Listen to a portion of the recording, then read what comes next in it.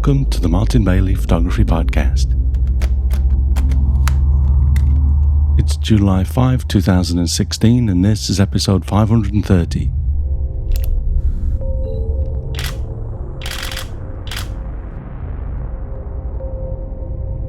Minimalism. I almost made the title of this podcast just Minimalism, but that's a little bit too open to interpretation, as it has a place in all visual arts, design, architecture and music, as well as a way of life in some cases. So I added in photography, and this is still probably the shortest episode title that I've given the podcast so far, so we're off to a good start. One of my favorite mantras as I teach and do my own photography is that a photograph is often more about what you take out than what you leave in the frame. I'm not necessarily talking about physically adding or removing elements, although that might be the case in studio and still life work. I'm talking more about what we choose to photograph and the conditions in which we photograph and how we choose to frame our subject. The phrase less is more is used a lot here in Japan, where minimalism can be found in many of the arts, but it's interwoven into everyday life. Unchecked, I often used to try to include as much as I can into a photo or design, and even today I find myself whispering less is more as I frame up a scene. I've mentioned before that quite often as we approach a scene, there is usually just one or two elements that really excite us, attracting our attention. Finding ways to exclude or minimalize other distractions is often a challenge, although generally results in more pleasing photographs. Today I'm going to walk you through a series of examples and discuss my thoughts on minimalism in photography as we view each image. I had a look through my image library, and although I can see traces of minimalism starting many years ago, as I recall my reactions to my work, I think I'd have to say that I first started to become aware of the beauty of minimalism as I made this photograph of the tree that we visit in my Hokkaido landscape tour. This was from 2009, when the landscape tour was just a part of my Hokkaido tours, not a dedicated tour as it is now. Note that if you are listening to this on a device and you can't see the images, then you can go to the blog post at mbp.ac/530 and check out the images that we're talking about and click on them as well. Open the browser window up a little bit because they'll view relatively large so that you can see the detail that I'm talking about. I remember standing out in a driving snowstorm as I shot this first photograph, but I fell instantly in love with the effect that the snow had on the scene. The background was gone, the foreground reduced to a series of lines and texture, and the tree itself seems barely visible through my viewfinder. I put the tree to the far right of the frame to emphasize the emptiness to the left, and also to show the curves of the hill as it raises slightly, then drops off again to the left edge of the frame. All I did to this image in post was reduce the black slider in Lightroom to -5 and removed a red and white pole that was sticking out of the ground to the right of the tree to mark the edge of the road that runs in front of the tree, although you can't see that from this angle, thankfully. I reduced the black slightly to bring out the form of the tree just a little, but I didn't want to be able to see any more than this, or the feeling would have been lost. The Japanese concept of wabi-sabi has, in my opinion, strong connections to minimalism. Wabi-sabi in art essentially means flawed beauty. Japanese art is often based on the idea that nothing is permanent, perfect or complete. So if we flip that, wabi-sabi is about impermanence, imperfection and incompleteness. To me, snow scenes are very much a part of my minimalist work, And as I think about this, it's possibly partly due to the impermanence, imperfection, and incompleteness of the scene. The snow falls as the wind dictates, changes every time fresh snow falls, and then it's gone come spring, giving way to a very different scene. Since I first started to travel to Hokkaido in the winter in 2004, I found attempts at minimizing the beautiful form of the red-crowned cranes against their white background. But probably the first time I pulled this off the way I wanted to was with this next photograph that you might recognize from the cover of my Making the Print ebook. In this photograph, the head is totally pronounced, with that splash of red, but that and the brownish beak is really the only colour in the photograph. The line along the back of the crane is much more defined than the front, which almost merges into the background, and this is another element that appeals to the minimalist in me. The important thing in making this photograph, of course, was ensuring that there was nothing else in the frame. I used a long 600mm lens, and luckily, as the crane cranked its neck around like this, there were no other cranes in the frame. Also, the decision to rotate the lens around in the lens collar for a vertical orientation helped, as the main lines of the subject are vertical too. Of course, keeping the exposure nice and bright was also essential, and part of what makes all of the white tones very similar, and allows us to see only a certain amount of texture in the bird's feathers. Although we'll come back to some snow scenes, let's look at a few examples from other seasons as well, like this one from Okinawa in the summertime. This little island made for a great minimalist subject when I placed it on the left side of the frame because there's nothing to the right, except for the outcrop of land that you can see faintly in the distance coming into the frame from the right edge. I actually find that little bit of land quite appealing, again, because it's so faint it's almost not there. I like it when you have to work to see some of the elements of a scene. The main reason that I consider this to be a minimalist photograph, though, is the smooth water caused by using neutral density filters. I used an ND400 and an ND8 neutral density filter to get a 64-second exposure, making the water smooth over in this way. This is something that I find I do a lot when I'm in minimalist mode, especially in seasons other than winter. It just helps to reduce the scene down to its barest elements, in this case the tiny island, its tree, and the distant promontory.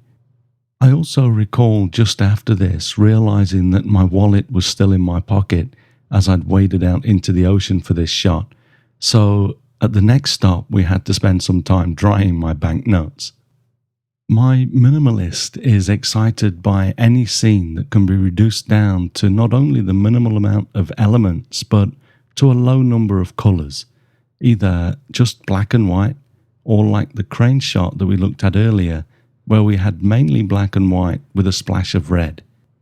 In Namibia last year, I noticed a sun-bleached skull of an animal out on the edge of a sand dune, so I used my 100 to 400mm lens zoomed right into 400mm for this next photograph. I was interested in the large expanse of deep orange sand with these two white specks at first glance. Despite the size of the skull and the bit of bone above it, our eyes go instantly to these because of their difference in colour and lightness. We then of course notice the comet trails that the wind has made in the sand, and then start to explore the texture in the surface of the dune with the wind ripples. And for me at least, after that, my brain starts to recognise that the left third of the frame is in shadow, and I jump in and notice some other different textures over there. In a photograph like this, our eyes and brains seem to zoom right in on the small detail first, then gradually work back out to the larger scene. This might not be the case if you're viewing the small web-sized image, but try clicking on it and viewing it as large as possible. Also, with a large print, you can bet that people would walk up really close and try to see what the white object is before trying to appreciate the image as a whole. In fact, you could say that there really is no image as a whole if it was just ripples in the sand and the line of the shadow. It might work, but I think the skull is the added element that we need to hold attention and give the image a reason to delve into the details. This, to me, is what minimalism is all about. Another example from Namibia is this photo of a group of Himba people walking across the desert to fetch water. Of course, this has a minimalist aspect because the people are so small in the frame yet recognizable. Again, in a large print, I can imagine people walking right up to this and noticing how the boy and girl at the front of the group are looking up at us as we photograph them from the top of a nearby hill. It also, though, symbolizes minimalism for me, as these people have to walk for a few miles each day to fetch water. This is something that we take so much for granted in many countries, and yet water is life-threateningly scarce for these people. I purposely placed the group towards the end of the vehicle trails that they were walking along, hoping to put them symbolically closer to their water supply. If I had framed this with the group towards the top of the frame, it could have told a different story, making them seem much further away from their water. By the way, if you would like to join me on my Namibia tour in June 2017, please check out the details at mbp.ac/Namibia. Another technique that I like to use to reduce the detail and minimalize my image is to darken down shadows and certain colors during the black and white conversion. Here you can see two photos of the Seljalandsfoss waterfall in Iceland. It is of course the same photo, but the one on the right is the original image before I converted it to black and white. Notice how I've used the green and yellow color channel information to darken down just the greens in Silver Efex Pro, which makes the cliffs very dark. It also makes the two patches of grass in the bottom of the frame less noticeable, as they're the same dark grey as the water in my final image. The resulting photograph stops being about the greens that we see across most of Iceland, but simply about the tender shape that the streams of water make as they fall into the basin, some of them caught and blown off course by the wind. I've left some texture in the cliffside, but I'm sure you'll agree that it's much more about the shape and form of the waterfall in the black and white version. Removing or making elements look less obvious can often be all that's required to minimalize a scene. You might recall from my Winter Wonderland tour travelogues a few months ago that I'm particularly partial to a bit of mist, because it allows us to reduce the scene down to literally just a few bare elements. In this shot of 3 hooper swans flying towards us, we were out at dawn and treated with some beautiful early morning mist over the frozen Lake Kusharo in Hokkaido. Without the mist, it's still a beautiful scene, with the frozen lake and the mountains in the distance, but it's not minimalist. The mist takes away everything but the birds, and I love this. It's like having wild swans with 2.5 meter wingspans flying for us in a studio space in front of a giant roll of seamless with huge soft boxes providing the most beautiful soft light imaginable. To keep a scene to its most minimal with only the necessary elements, I'm forever conscious of the background. For this next photograph, I recall struggling to exclude some distracting elements in the distant background that would have been a bit of an eyesore had I left them in. Of course, we can consider removing them in post, and with a white scene like this, that's easy to do, even for an impatient post-processor like me. But when I can get a clean background in the field, I much prefer to do it in camera. Had I simply zoomed in more, there would have been less white space around the dried plant, but I think that the space is necessary to maintain the solitude and loneliness that I feel from this image. Without at least a certain amount of space around the subject, I feel as though it's more like just a still life photograph, especially when it's a dark subject against a light background or vice versa. The crane photo that we looked at earlier works okay, I think, because the majority of the crane is white against a white background, maintaining the minimalism. The point is, though, that you can make or break a minimalist photo by not paying attention to the background. For any kind of photography, it's necessary to scan the edges of the frame and ensure that nothing distracting is creeping in. If you have a textured or multicolored but out of focus background, experiment with the balls of bucket and how you place them in relation to your main subject. I saw the tree in this next photograph as we drove through the hills in Hokkaido on my landscape tour there this year. We were already running late for lunch and the group was getting hungry, so we stopped on the way back, and I'm glad that we did. I ended up shooting this scene at 400mm, but even then it was a little too small in the frame for many of the group members to appreciate. I recall getting really excited about this tree though, as most of the group walked off down the road to shoot the closer trees. The thing is that I believe we have to let go of the idea of the subject needing to take up so much of the frame sometimes.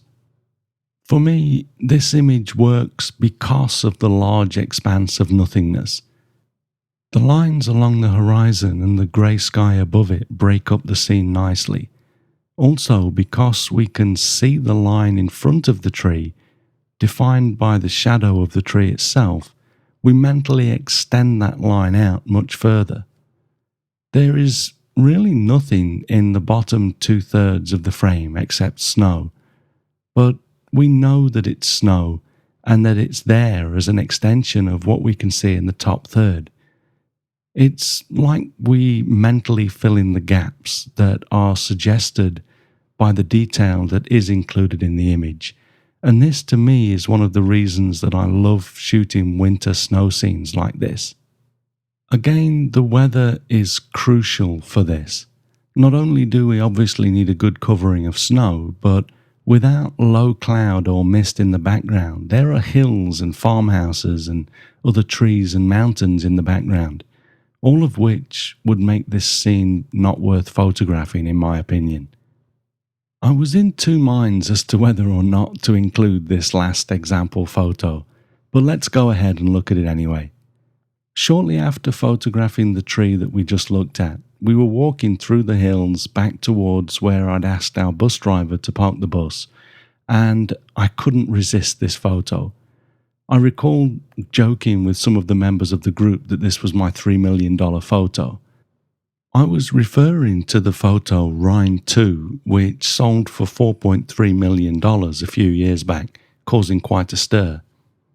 I said that I was going to print it at 3 meters wide and put it up for auction, all tongue-in-cheek of course. Deep down though, I'm actually really attracted to this photo. I thought it would remain a joke piece, but I've continued to like it and come back to it every now and again, wondering what I should eventually do with it. If we think about the actual elements in the frame, it's one curved line, slightly above center. I was actually careful to get the line sharply focused, so if you zoom in on this, there is a tiny line of texture across the crest of the hill. There are a few other things that this could be, so with one simple line we can understand that we are looking at the crest of a snow-covered hill and the grey sky above it. Call me what you will, but I actually think that's quite profound. If there's anyone out there with $3 million to spare that feels the same way, drop me a line. I'm sure I could figure out some fancy printing process for you to brag about, and I'll even throw in free shipping. Okay, as you've seen, much of my minimalist work seems to be centered around snow scenes, although I find it creeping into much of my work. I've selected these example images because they can mostly be considered minimalist photographs, but I think the idea behind minimalism can help us to improve all of our photography, not just minimalist work. Although this might not be the case if your image, is say about mayhem and confusion, generally photographs benefit from only including the elements that are contributing to the image or supporting the elements of interest by providing contrast or context. If something isn't contributing to the photograph, the chances are it's detracting from it. The fewer distractions you include, the more the viewer will be able to enjoy the beauty of the elements that you did include. Thanks very much for listening today. If you enjoyed this podcast, please share a link with your friends. And if you don't already, please subscribe in iTunes or your favorite podcast program to ensure uninterrupted delivery. You can find me on Google+, Twitter, Instagram and Facebook, etc. and links to everything that I'm up to are at martinbaileyphotography.com, so do drop by and take a look. I'll be back next week with another episode, but in the meantime, you take care and have a great week, whatever you're doing. Bye bye.